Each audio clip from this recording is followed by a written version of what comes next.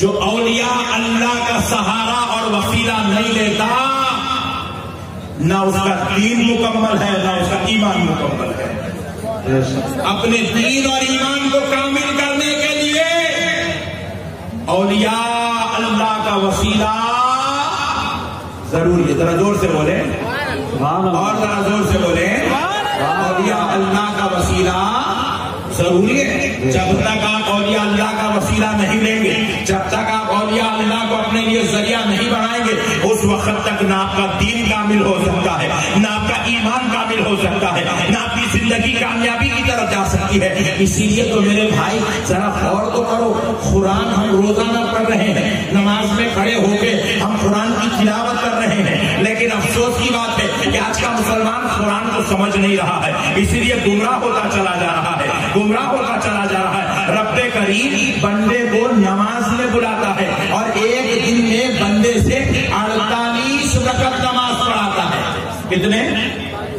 जरा जोर से, 48 और जरा जोर से, 48 रकअत नमाज पढ़ाता है एक दिन में। फजर से लेके इशा तक बंदा 48 रकअत नमाज पढ़ता है। बात जब ज़म्मे सूरे की आती है तो रब फरमाता है बंदे जहां से चाहे पढ़ ले, पूरी कुरान तेरे हाथ में है, तो कोई 3 आयतें पढ़ ले तेरी मर्जी, एक आयत बड़ी पढ़ ले तेरी मर्जी, या एक सूरत पढ़ ले तेरी मर्जी। पूरी कुरान में जहां से चाहे, जो चाहे सूरतें, जो चाहे आयतें पढ़ ले तेरी मर्जी, लेकिन ज़म्मे सूरा से पहले तू 48 रकअत में 48 मरतबा सूरे फातिहा पढ़ेगा। ये मेरी मर्जी।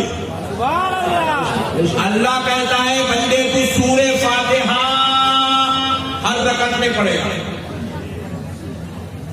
हर रकअत में सूरे फातिहा। और अब मौला बंदे को नमाज में खड़ा करके पढ़वा रहा है, इहदिना सिरातल मुस्तकीम। ए अल्लाह, बंदे दुआ कर रहा है, बंदा अल्लाह के दरबार में, मौला दुआ कर रहा है, ए अल्लाह चला हमको सीधा रास्ता, चला हमको सीधा रास्ता। जरा जोर से बोले, सीधा रास्ता। जैसे ये दुआ पे पहुंचे, ए अल्लाह हमको सीधे रास्ते पर चला, ए अल्लाह हमको सीधे रास्ते पर चला, ए अल्लाह हमको सीधे रास्ते पर चला, इहदिना सिरातल मुस्तकीम, सीधे रास्ते पर चला, इहदिना सिरातल मुस्तकीम, सीधे रास्ते पर चला। जब बंदा ये दुआ करता है तो अब एक सवाल पैदा होता है, सीधा रास्ता है कौन सा? बाजू वाला बोल रहा है सीधा रास्ता उसके पास है, वो जवान वाला कह रहा है सीधा रास्ता उसके पास है, वो कह रहा है सीधा रास्ता उसके पास है, सऊदी रिटर्न कह रहा है सीधा रास्ता उसके पास है, डॉलर वाला भी कह रहा है तो सीधा रास्ता हमारे पास है, रियालों पर जमा चल रही है वो कह रहा है सीधा रास्ता हमारे पास है। जरा गौर करो प्यारे बुजुर्ग और दोस्तों, हर कोई कह रहा है सीधा रास्ता हमारे पास है, हर कोई कह रहा है सीधा रास्ता हमारे पास है, मगर बंगाल वालों कान खोल के सुन लो, जब इहदिना सिरातल मुस्तकीम पर बंदे से रब ने दुआ कराया, ए अल्लाह चला हमको सीधा रास्ता, जब बंदे ने ये दुआ की तो अब बंदे को ख्याल आया सीधा रास्ता है कौन सा जिस पर हमें चलने की दुआ करवाई जा रही है। तो रब ने दूसरी ही आयत में फिर दुआ करवाया और उसमें उसका जवाब भी रखा है, अब बंदे से करवा रहा है, सूरे फातिहा है, 48 रकअत में मौला पढ़वा रहा है, सिरातल लज़ीना अनअमता अलैहिम।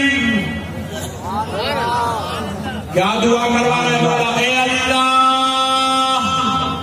हमें उनके रास्ते पर चला जिन पर तूने इनाम किया है, हमें उनके रास्ते पर चला जिन पर तूने इनाम किया है, जिन पर तूने इनाम किया है।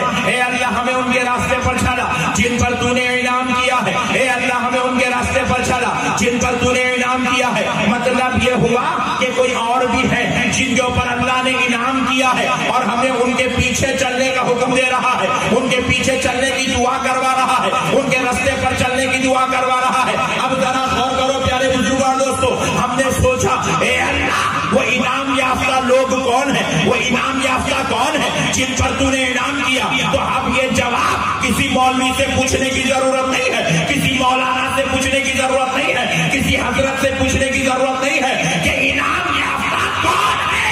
अल्लाह ने खुद कुरान पाक में बयान कर दिया है। 5वां पारा है, रब इरशाद फरमाता है उलाइका मअल्लज़ीना अनअमल्लाहु अलैहिम मिनन नबिय्यीन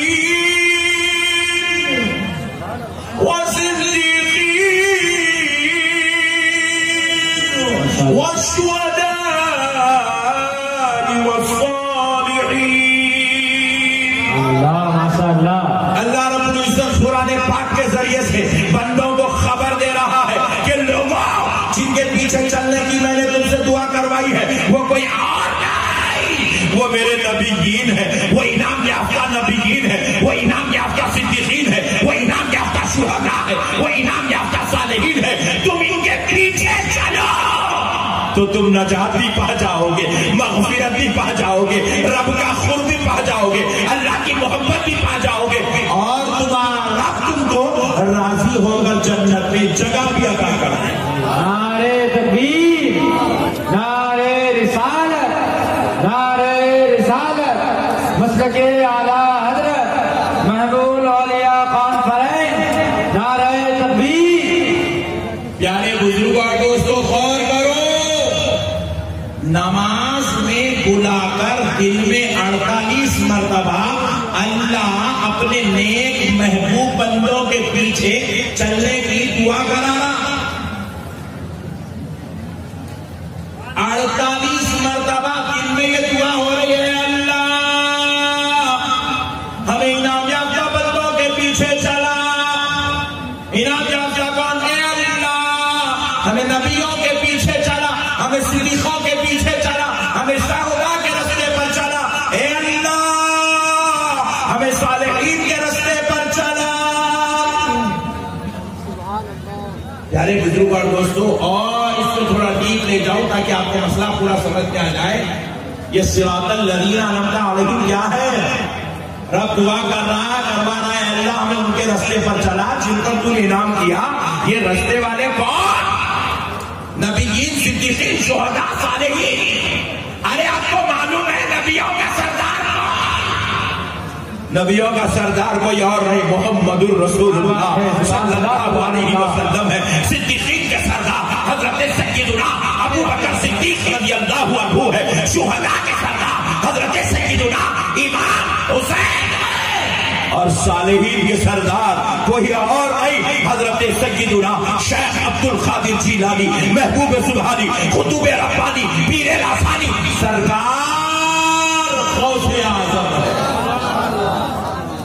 नमाज में मौला दुआ करा रहा है कि बंदो अल्लाह के दरबार में दुआ करोगे, अल्लाह हमें उनके रास्ते पर चला जिन पर तूने इनाम किया। वो रास्ता किसी और का नहीं। ए अल्लाह हमें गौसे आज़म के रास्ते पर चला। ए अल्लाह हमें इमाम हुसैन के रास्ते पर चला। ए अल्लाह हमें सिद्दीक़ अकबर के रास्ते पर चला। ए अल्लाह हमें रसूल आज़म सल्लल्लाहु अलैहि वसल्लम के रास्ते पर चला। सुभान अल्लाह, सुभान अल्लाह। नमाज में ठहर के दुआ कर रहा है, अल्लाह गौसे आज़म के रास्ते पर चला। बाहर निकल के बोल रहा वलियों के ऊपर नहीं मानना, वलियों के पास जाना शिर्क। अरे हम बोले दीवाना हो गया, अल्लाह अल्लाह होकर इनकी तारीफें बयान कर रहा है, तू मुल्ला होकर मानने में टेंशन किस बात का है ना भाई? अल्लाह अल्लाह होकर कुरान पाक में इनकी इस्मत बयान कर रहा है। अला इन्ना औलिया अल्लाह ला खौफुन अलैहिम वला हुम यहज़नून। तारीफें बयान कर रहा है, वलियों की इस्मत बयान कर रहा है। अल्लाह अपने बंदों से खिताब करते हुए कहता है, या अय्युहल्लज़ीना आमनू इत्तक़ुल्लाह व कूनू मअस-सादिक़ीन। ए ईमान वालों, अल्लाह से डरो और सच्चों के साथ हो जाओ। अल्लाह अल्लाह होकर हुक्म दे रहा है, मेरे वलियों के साथ हो जाओ। अरे जब खुदा खुदा होकर इनकी अज़मत बयान करे और बंदा होकर वलियों का मुकाम कबूल कर ले, इनकी बारगाहों में जाए, इनकी ज़ियारत करे, इनसे मोहब्बत करे, इसमें झगड़े की क्या बात है? इसमें टेंशन की क्या बात है? तो आप जवाब मिला नहीं मौलाना, टेंशन इनके पास जाने में नहीं है। टेंशन इस बात पर है कि आप लोग वलियों से मदद मांगते हैं। बोला वेरी गुड गुड। तो इसमें क्या झगड़ा है? मदद मांगे तो मदद मांगे तो इसमें क्या झगड़ा है? नहीं, अल्लाह के अलावा किसी और से मदद मांगना शिर्क है। अब बोले अरे बाप रे बाप, ये नया पॉइंट पूछ निकाल के ला दिया रे बड़े भाई। अगर बंदों से मदद मांगना शिर्क है तो फिर खुदा की कसम दुनिया में कोई भी मुसलमान नहीं है, पूरे के पूरे मुशरिक है। आप पूछे वो कैसे? जरा गौर करिएगा। एक मौलाना साहब जुमा के दिन, बाजू वाले मौलाना जुमा के दिन ऐलान कर दिए मस्जिद में, खिताब के दौरान चिल्ला चिल्ला कर बोल दिए अल्लाह के अलावा किसी और से मदद मांगना शिर्क है। सिर्फ अल्लाह से मदद मांगी जाए, अल्लाह के अलावा किसी और से मदद नहीं मांगना चाहिए। बेचारा एक भोला भाला मुसलमान भी तकरीर सुनने बैठा था, मगर अच्छे घर का था, पढ़ा लिखा आदमी था। उन्हें परेशान होना, बोले बाप रे बाप, मदद मांगना शिर्क है, अल्लाह के अलावा किसी और से मदद लेना शिर्क है, अल्लाह के अलावा किसी और से मदद मांगना शिर्क है।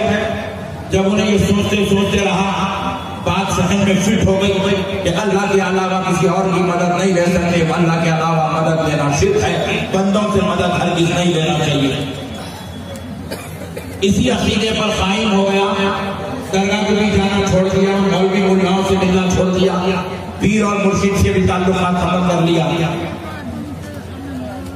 इसी अकीदे पे डट गया कि अल्लाह के अलावा किसी और से मदद मांगना शिर्क है। इसी अकीदे के साथ जिंदगी गुजारने लगा। चंद दिनों बाद रात के ठीक 3 बजे दिल में धड़का शुरू हुआ, हार्ट पर अटैक होने लगा और घबराहट इंतहा, पसीने पूरे जिस्म से छूटे हुए। बेगम परेशान हो गई, जाके बच्चों के घर पे दरवाजे दस्तक दी, रूमों पर बच्चे उठे, भाग के आए, पूछा अम्मा जान क्या हुआ? बोले बाबा की तबीयत खराब हो रही। बच्चे भागते हुए दौड़ते हुए बाप के पास आए, देखा बाप ठंडा ठंडा हो गया, पूरे पसीने चले जा रहे, तबीयत खराब हो रही है, बिल्कुल निडाल हो गया है। बच्चों ने बाप को उठाया, उठाकर कहा चलो बाबा जान दवाखाने को चलते हैं। तो ये वही बाप है जिसने जहन में बिठा लिया कि बंदों से मदद लेना शिर्क है। तो अब इसने कहा बेटा खबरदार, मैं किसी डॉक्टर के पास नहीं जाऊंगा। बोले अब्बा क्यों? मौलाना साहब ने बयान में कहा अल्लाह के अलावा बंदे से मदद लेना शिर्क है।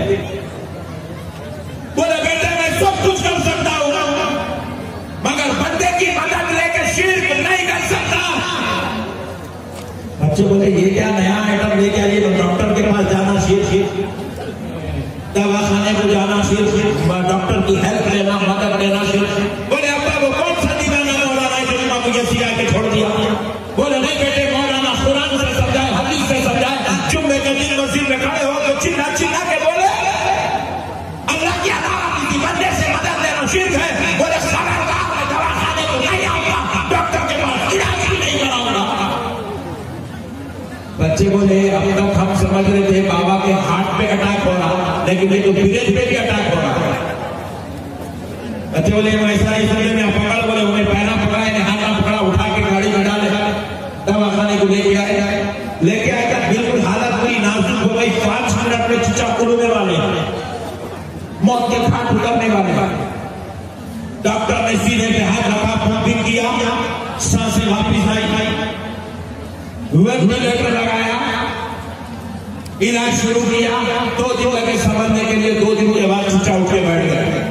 बोले हाँ ठीक है। बोले कैसे? ठीक, अल्हम्दुलिल्लाह। फिर 2 दिन के बाद डिस्चार्ज हुए, दवाखाने से घर को आए तो बच्चे बिठा के पूछे अब्बा तो वो दवाखाने को जब वहां पे लेके जा रहे थे, तबीयत खराब थी, नए बातें कर रहे थे कि बंदे की मदद लेना शिर्क है, बंदे की मदद लेना शिर्क है। ये क्या बोली अब्बा, नए फॉर्मूले यूज करे? बोले हाँ बेटा, मौलाना ने कहा मदद सिर्फ अल्लाह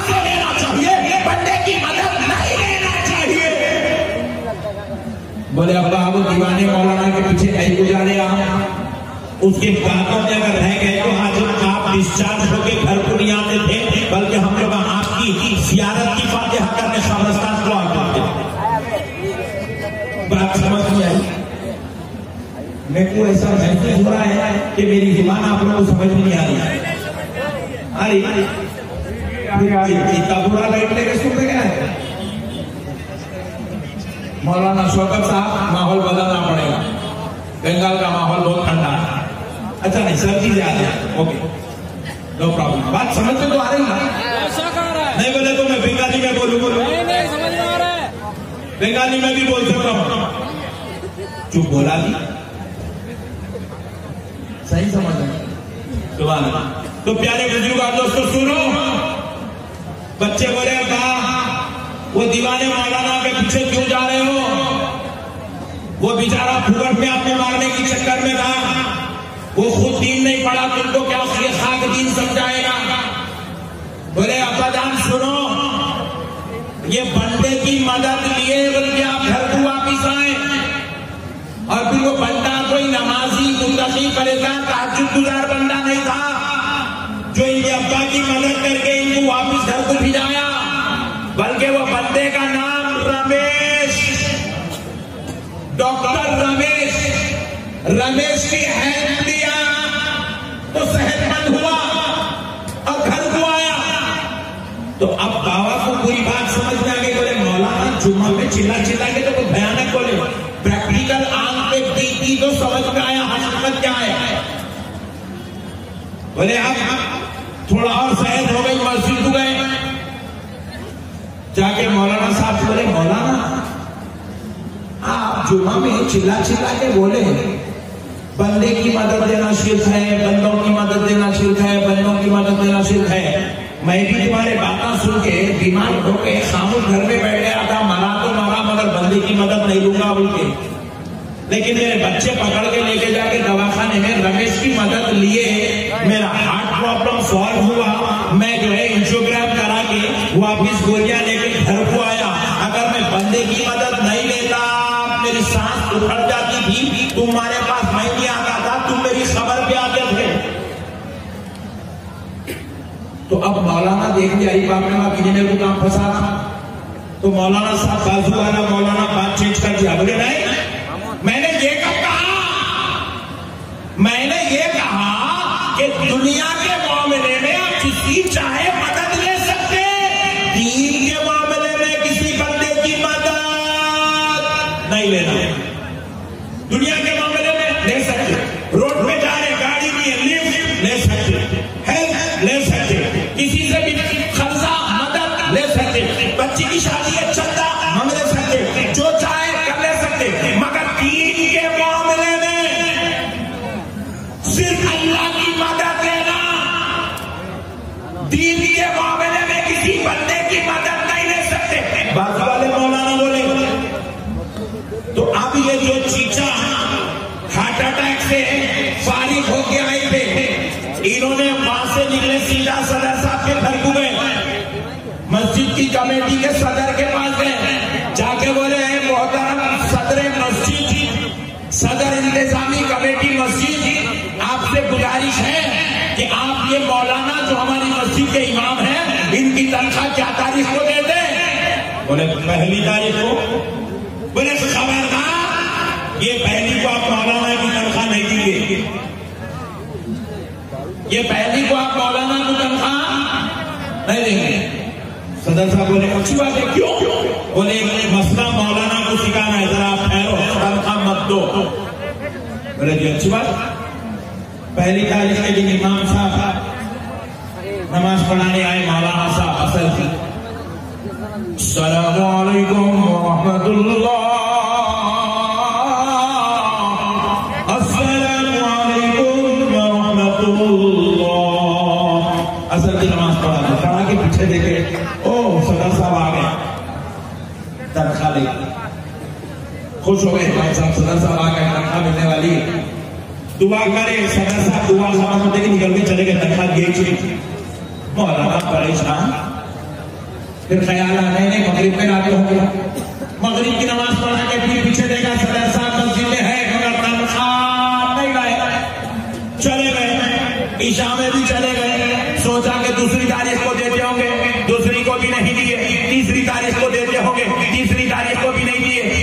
के चौथी या पांचवी को देते, चौथी पांचवी को भी नहीं दिए। 5 तारीख की असर तक, 5 तारीख की मगरिब तक मौलाना नमाज पढ़ाता रहा, मगर सदर साहब तनख्वाह नहीं दिए। 5 तारीख की मगरिब के बाद मौलाना मस्जिद से गायब। दूसरे दिन पूरी कमेटी वाले मौलाना के घर पे पहुंचे, क्या हुआ इमाम साहब, नमाज पढ़ाने नहीं आ रहे आप? तो बोला देखो हजरत, तनख्वाह नहीं है और नमाज भी नहीं है।